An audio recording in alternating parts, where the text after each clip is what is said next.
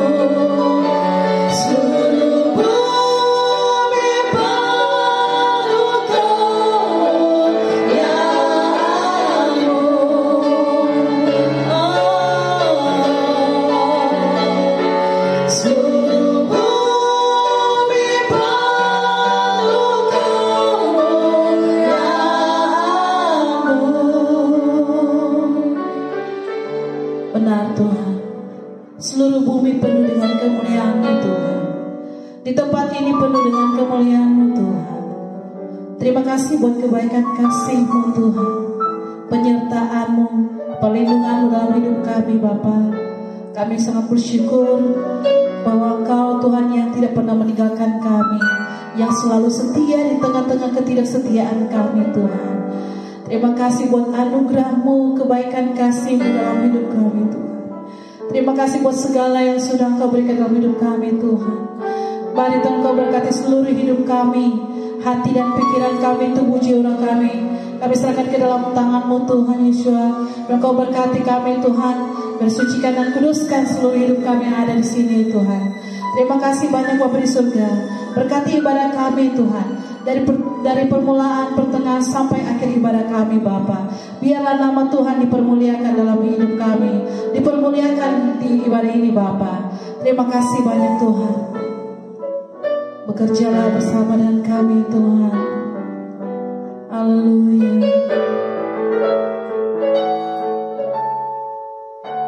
Penuhi hatiku dengan hadir-Mu.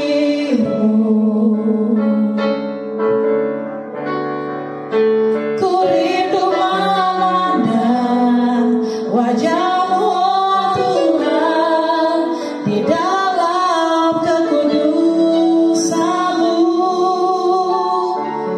Bawaku dekat dalam hati-Mu. Ku rindu mendengar suara-Mu, oh Tuhan,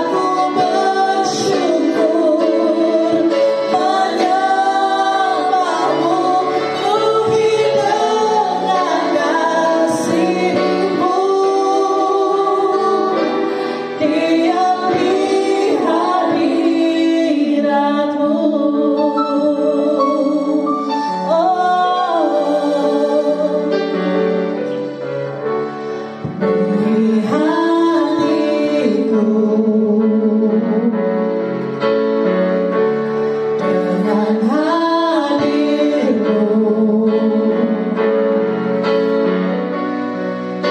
Ku rindu memandang wajahmu, oh Tuhan, di dalam kekudusanmu. Bawaku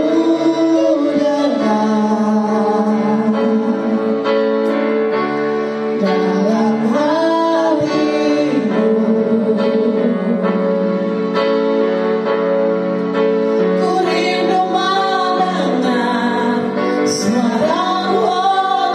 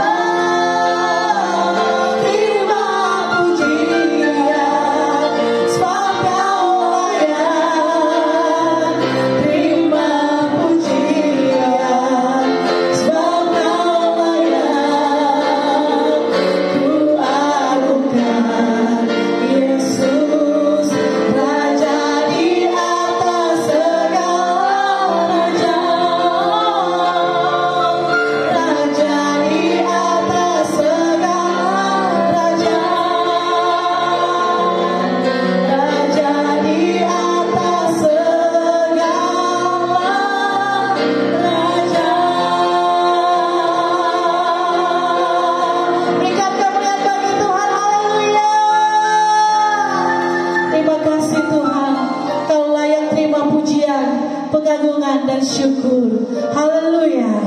Amin. Haleluya. Haleluya. Puji Tuhan. Bapak Ibu Saudara, kita akan memuji dan menyembah Tuhan. Mari saya undang kita semua bangkit berdiri. Berikan senyum yang terbaik bagi kiri kanan Bapak Ibu. Haleluya. Berikan salam dan kita akan memuji Tuhan. Haleluya. Mari masuk gerbangnya dengan hati bersyukur. Yes. Haleluya.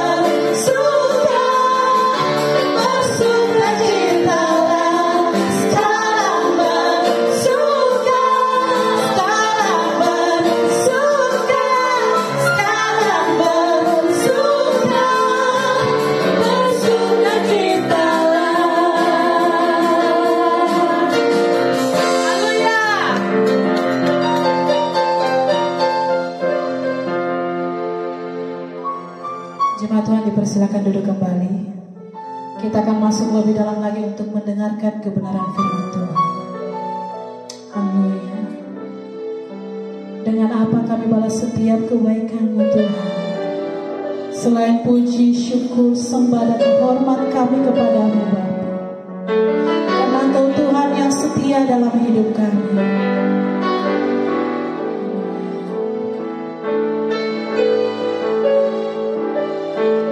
Kau Tuhan yang setia,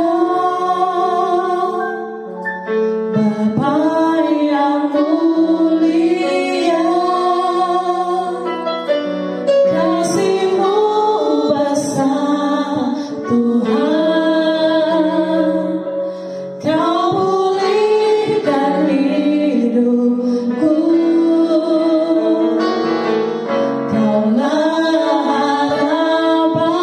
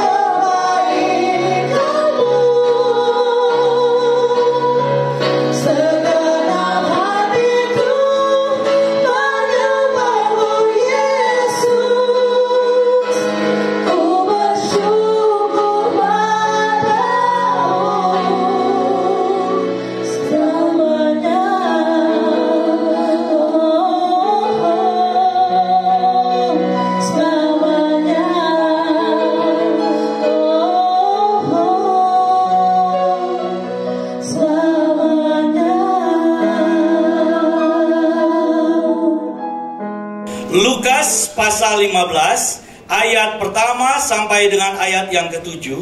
Kita akan baca saling bersahut-sahutan. Saya akan baca ayat yang pertama, saudara menyambut dengan ayat yang kedua, demikian seterusnya sampai dengan ayatnya yang ke-7.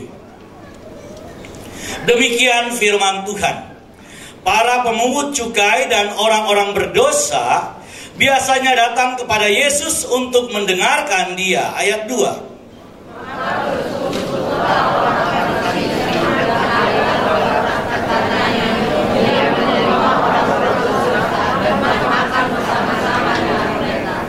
Lalu Ia mengatakan perumpamaan ini kepada mereka. Ayat 4.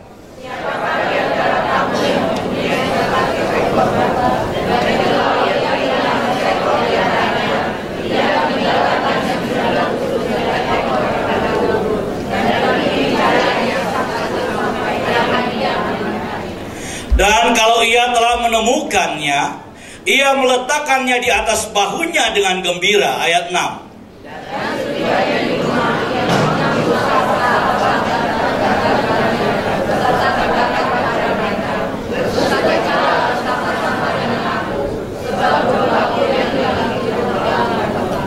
Ayat 7 kita baca bersama-sama. Ayat 7 kita baca bersama-sama. 1, 2, 3.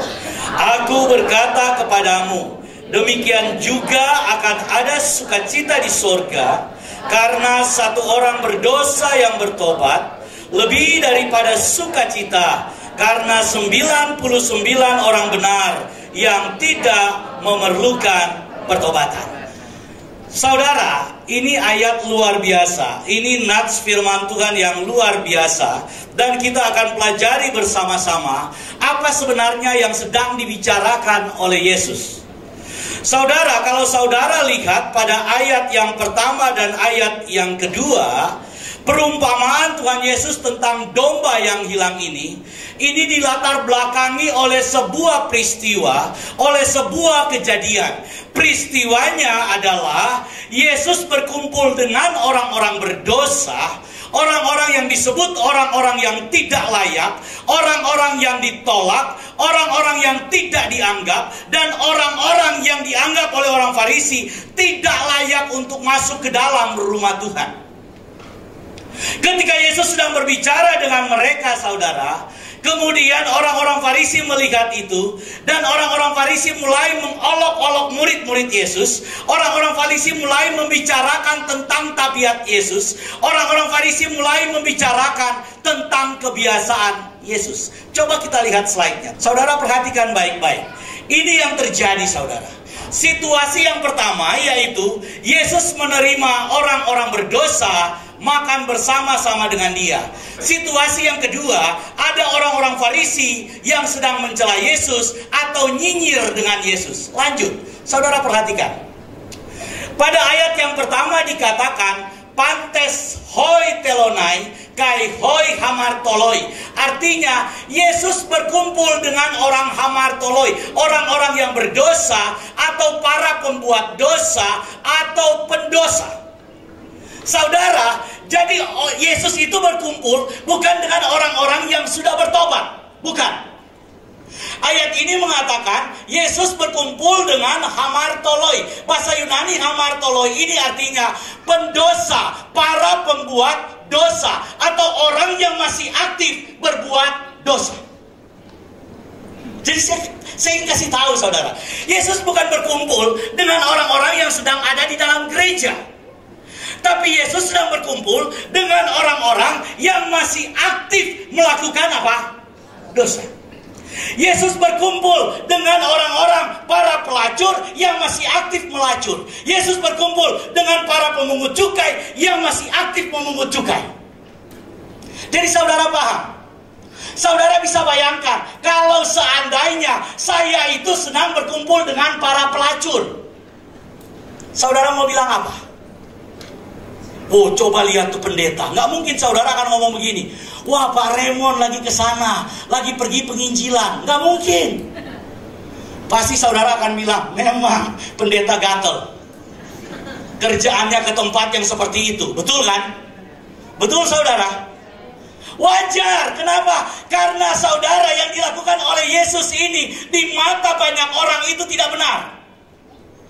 Dan mungkin kalau Yesus juga hadir sekarang, saudara dan saya akan melihat Yesus sebagai guru, sebagai pendeta, sebagai orang yang tidak benar. Betul? Kenapa? Karena kerjaannya dia kumpul-kumpul dengan orang yang apa? Berdosa. Lanjut saudara, lanjut.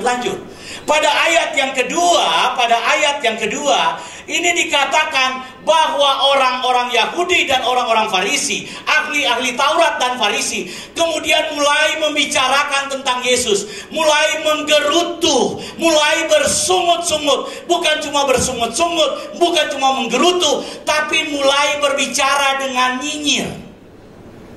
Saudara, kalau ngomong nyinyir, sekarang memang lagi musim nyinyir. Kita nyinyir karena berbeda. Iya nggak?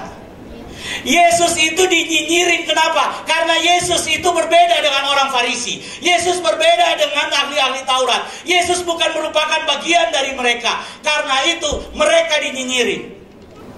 Saudara, Yesus ini latar belakangnya sedang dinyinyirin. Oleh siapa? Oleh orang-orang Farisi, oleh orang-orang Saduki. Kenapa? Karena Yesus sedang bergaul dengan orang-orang berdosa. Lanjut. Ada dua sudut pandang yang saudara bisa lihat dari peristiwa ini. Bagaimana kita melihat orang berdosa. Pertama, sudut pandang hukum. Sudut pandang hukum ini diwakili oleh sudut pandang orang Farisi dan ahli Taurat. Yang kedua, sudut pandang kasih karunia. Sudut pandang kasih karunia ini adalah sudut pandang yang selalu digunakan oleh Yesus. Saya mau tanya, Yesus berdosa? Yesus berdosa, saudara? Tidak. Kalau Yesus tidak berdosa, seharusnya Yesus punya hak menghukum. Yesus punya hak mengatakan orang-orang berdosa itu layak untuk dihukum. Betul kan? Karena cuma orang yang tidak berdosa yang bisa berkata, orang berdosa, kamu harus dihukum. Kalau sama-sama berdosa, orang Manado bilang, katang deng udang, kalau dibakar sama-sama merah, jadi badiam jongana. Sama aja, saudara. Jangan karena begini. Jangan karena saudara buat dosa berbeda dengan orang lain yang berbuat dosa, saudara anggap karena dosamu berbeda, dosa orang lebih besar dari dosamu. Ada kalanya saudara, dosa kita nggak mau omongin, dosa orang kita gede-gede. Betul kan? Itu Farisi. Saya ingin bilang kepada saudara, ada dua sudut pandang. Mari kita lihat dulu, kita akan bahas ini dulu karena itu latar belakang. Orang Farisi memandang dosa orang lain lebih besar dari dosa dia. Dosa orang lain lebih besar dari dosa saya menurut orang Farisi. Bukan karena orang lain berbuat dosa yang berbeda dengan kita, maka dosa mereka menjadi lebih besar dari dosa kita. Karena itu kita berhak menghakimi mereka masuk neraka. Saudara, orang yang selalu ngomong hukum, orang yang selalu ngomong neraka, orang itu mewakili sudut pandang orang Farisi. Orang Farisi itu senang sekali membicarakan kalau orang lain itu masuk neraka. Dia tidak pernah membicarakan dosanya lebih besar dari dosa orang lain. Kalau saudara berpikir orang lain yang berbuat dosa itu masuk neraka, dan saudara yang bicara orang lain masuk neraka, saudara akan bebas masuk surga, saya curiga. Jangan-jangan saudara yang akan pimpin mereka masuk neraka. Kalau ada pendeta yang suka nakut-nakutin jemaat, neraka. Saudara, hamba Tuhan itu beritanya itu bawa kabar. Injil itu kabar, bukan kabar horor. Datang gereja, jemaatnya sudah pada ketakutan. Kenapa? Karena sebentar lagi pendeta akan khotbah neraka. Sebentar lagi pendeta akan khotbah, kalau tidak ini, kamu masuk neraka. Saudara, Yesus memberikan keselamatan buat kita. Yesus memberikan surga buat kita. Itu gratis. Nggak perlu saudara bayar. Bukan karena surga terlalu murah, karena saudara tidak mampu bayar. Karena itu surga diberikan murah. Bukan karena surga itu murahan, tapi karena surga itu terlalu mahal. Saudara tidak mungkin bayar surga. Karena itu surga itu diberikan cuma-cuma. Kasih karunia buat kita, bilang amin. Kalau saudara kemudian kita sebagai hamba Tuhan, ketika bicara tentang sorga, kita kemudian membuat banyak syarat, maka saudara sudah lebih dari Yesus. Yesus bilang begini, akulah jalan keselamatan dan apa? Tidak seorang pun yang sampai kepada Bapa kalau tidak apa? Jadi kalau melalui Yesus sampai ke Bapa enggak? Kalau melalui Yesus sampai di sorga enggak? Kenapa harus lewat satu gereja? Ada yang bilang, kalau tidak datang di gereja sini, saudara nggak masuk gereja. Saudara nggak masuk sorga. Kayak gerejanya pintu sorga. Saya mau bilang saudara, di mana ada Yesus, di situ pasti ada sorga. Bilang amin. Di mana gereja memberitakan Yesus, maka gereja di tempat itu juga ada sorga. Bilang amin. Kalau di tempat ini memberitakan Yesus, maka saya percaya sorga ada bersama dengan saudara. Ketika mungkin saudara sedang di luar kota, masuk di satu gereja, dan di situ Yesus diberitakan, saya percaya di situ juga ada sorga. Bilang amin. Jangan pernah hamba Tuhan membatasi Yesus dengan syarat-syarat agamawi yang kita buat.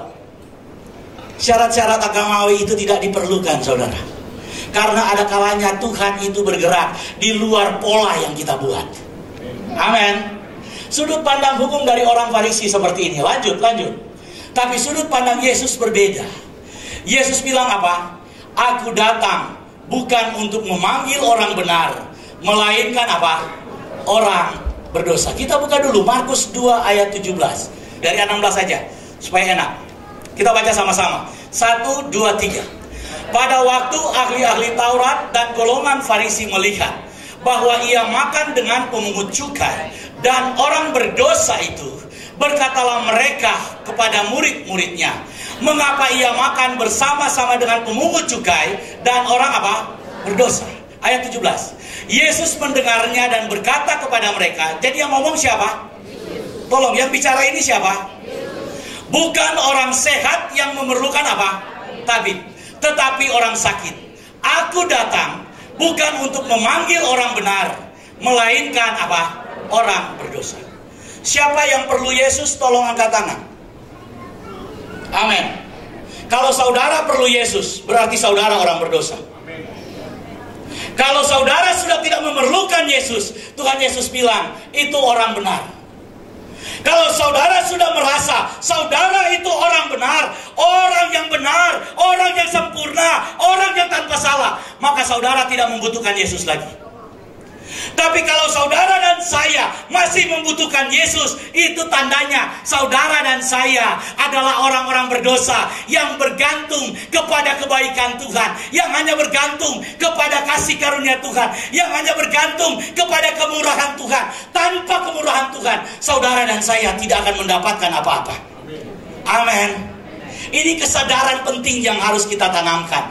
Cara Yesus memandang orang berdosa. Aku datang bukan untuk memanggil orang benar, melainkan apa? Orang berdosa.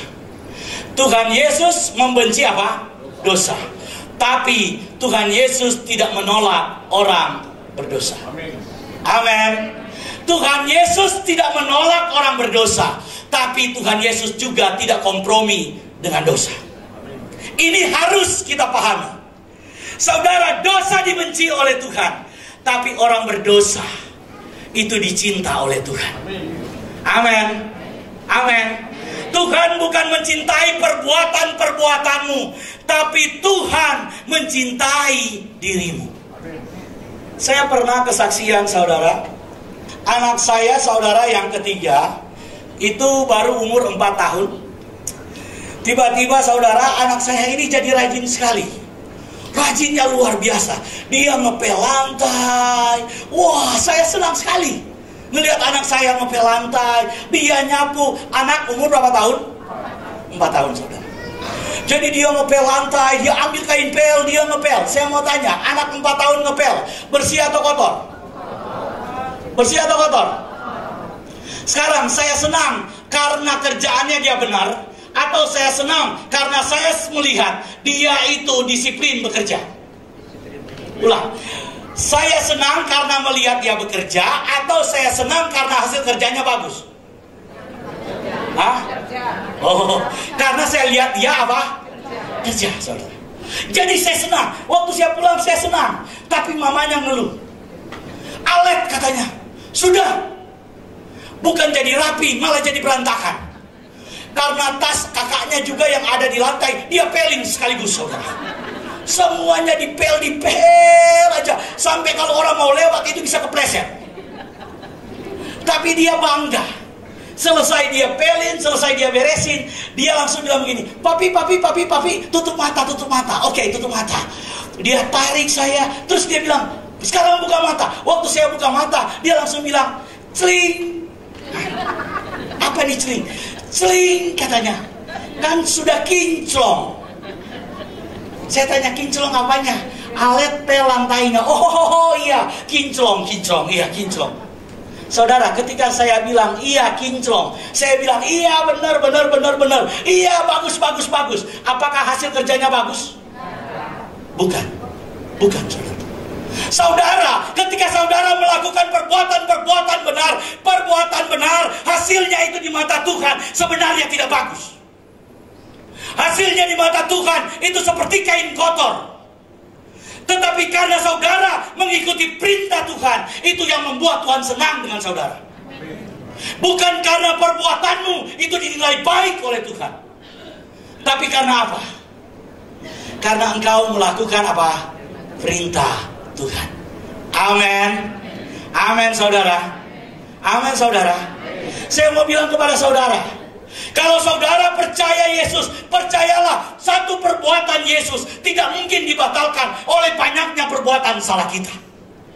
Satu perbuatan Yesus itu yang dilihat oleh Tuhan. Tapi saudara yang sudah terima kebaikan Tuhan, masakan saudara sudah terima Tuhan yang baik, sudah menerima kebaikan Tuhan, tidak mau melakukan apa yang diperintah oleh Tuhan yang baik. Jadi kalau kita itu melakukan perintah Tuhan, bukan supaya saudara dianggap benar, bukan supaya saudara itu dinilai benar, bukan, karena Tuhan sudah menilai engkau benar melalui pengorbanan Yesus. Kita melakukan perintah Tuhan, kita melakukan kehendak Tuhan. Karena apa? Karena status kita itu orang benar. Karena saudara dan saya ini orang yang sudah dibenarkan oleh Tuhan, maka marilah kita melakukan perbuatan-perbuatan benar sesuai dengan status kita. Karena saudara dan saya statusnya adalah anak raja, marilah berperilaku seperti anak raja. Amin. Karena saudara dan saya itu adalah orang-orang pilihan, marilah berperilaku seperti orang-orang pilihan Tuhan. Amin saudara. Amin.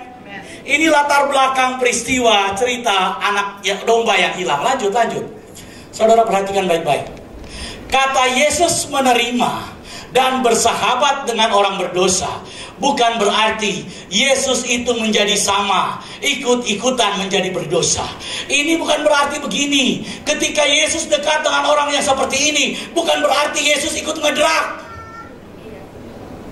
Ketika Yesus itu dekat dengan ini, bukan berarti Yesus kemudian ikut nyuntik. Bukan saudara. Lanjut. Kata menerima orang berdosa artinya apa? Menyambut dan memberi harapan kepada orang berdosa. Amin. Beri tepuk tangan buat Tuhan Yesus yang luar biasa.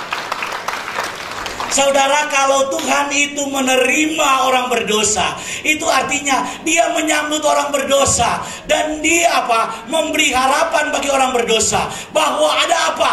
Ada kehidupan yang lebih baik di dalam Yesus. Amin. Saudara percaya Tuhan kita baik? Katakan, di dalam Yesus selalu ada harapan. Bilang ke istrimu, bilang ke anak-anakmu, bilang ke siapa saja yang kau kenal, bilang, di dalam Yesus selalu ada harapan. Walau mungkin orang saat ini bilang gak mungkin ada harapan buat hidupmu, gak mungkin ada harapan buat keluargamu, gak mungkin ada harapan buat bisnismu. Saya mau bilang, di dalam Yesus selalu apa? Ada harapan. Amin. Ketika orang mulai berpikir saudara tidak ada harapan, maka Yesus sedang mengulurkan tangan saudara, menerima saudara, menyambut saudara, dan berkata, kalau kamu ikut aku, pasti ada apa? Harapan. Katakan sekali lagi, dalam Yesus pasti ada harapan. Amin.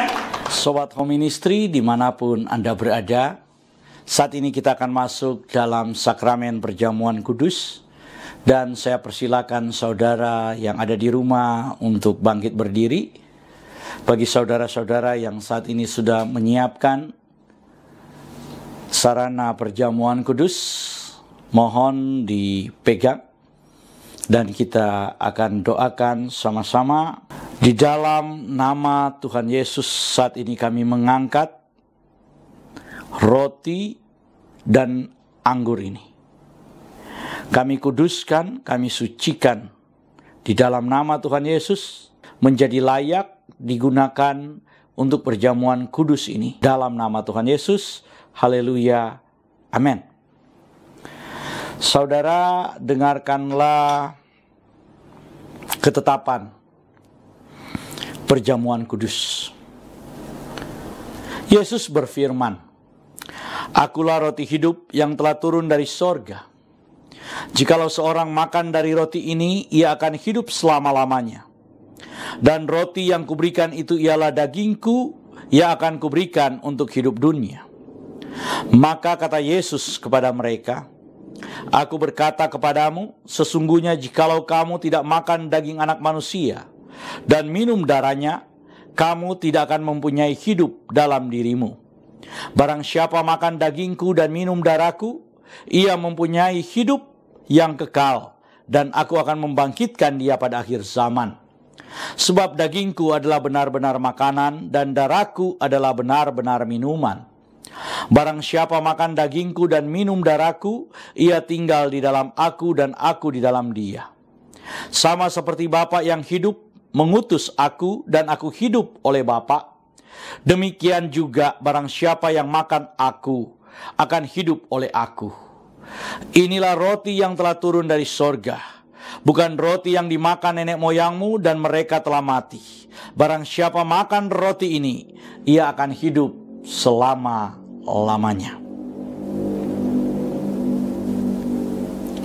Dan ketika mereka sedang makan, Yesus mengambil roti, mengucap syukur, memecah-mecahkannya, lalu memberikan kepada murid-muridnya dan berkata, "Ambillah, makanlah, inilah tubuhku." Sesudah itu Tuhan Yesus mengambil cawan, mengucap syukur, lalu memberikannya kepada mereka sambil berkata, "Minumlah kamu semua dari cawan ini, sebab inilah darahku, darah perjanjian yang ditumpahkan bagi banyak orang untuk pengampunan dosa." Kalau saudara percaya bahwa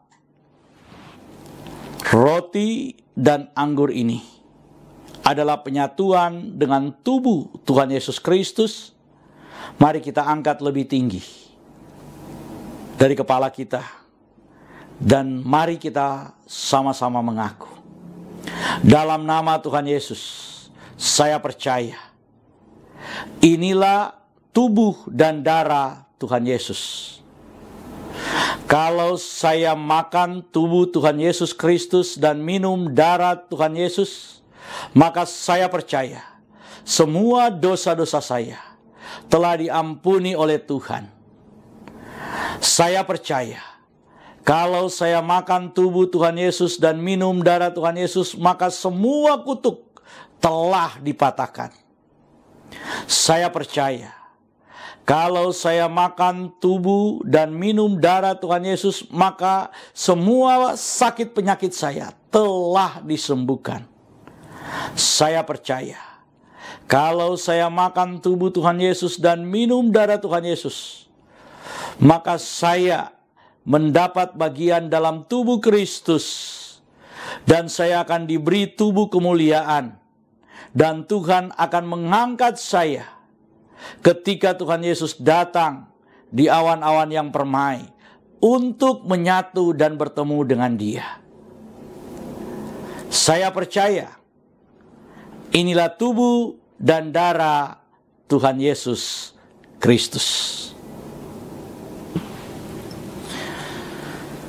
Kita angkat lebih dulu tubuh Tuhan Yesus Kristus dan kita berkata, inilah tubuh Tuhan Yesus Kristus dalam nama Tuhan Yesus.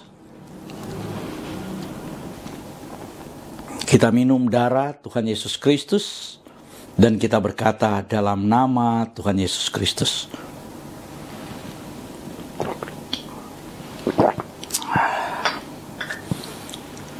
Mari kita mengucap syukur bersama-sama.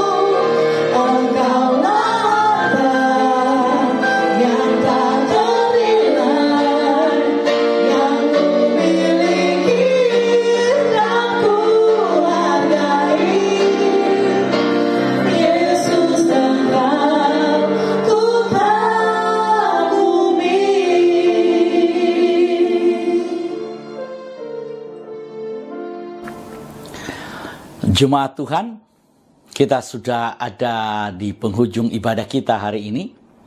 Sebelum kita masuk dalam doa berkat, kami ingin memberitahukan bahwa Home Ministry terus melayani jemaat Tuhan. Dan Sobat Home Ministry, atas nama Gembala Sidang Home Ministry, yaitu Pastor Doni Toisuta, kami mengucapkan terima kasih atas semua partisipasi saudara-saudara, atas semua kehadiran saudara dalam mengikuti ibadah pada hari ini. Kita akan mengakhiri ibadah kita. Mari angkat kedua belah tanganmu, arahkan hati dan pikiranmu, dan aminkan semua berkat yang diucapkan buatmu. Di dalam nama Tuhan Yesus, diberkatilah hidupmu, diberkatilah keluarga, suami, istri, anak-anak, dan cucu-cucumu. Diberkatilah rumah tempat tinggalmu. Diberkatilah sumber-sumber mata pencarian, pekerjaan, dan karirmu. Diberkatilah tubuh jasmani dan kesehatanmu. Dan diberkatilah pertumbuhan rohanimu. Biarlah semua berkat dari Bapa Sorgawi, Bapa Yahweh namanya, cinta kasih dari Tuhan kita Yeshua HaMashiach, dan persekutuan dengan Roh-Nya yang kudus menyertai kita semua mulai dari sekarang sampai selama-lamanya. Kita yang percaya diberkati oleh Tuhan dan menerima berkat Tuhan ini. Mari sama-sama kita berkata, Amin. Dalam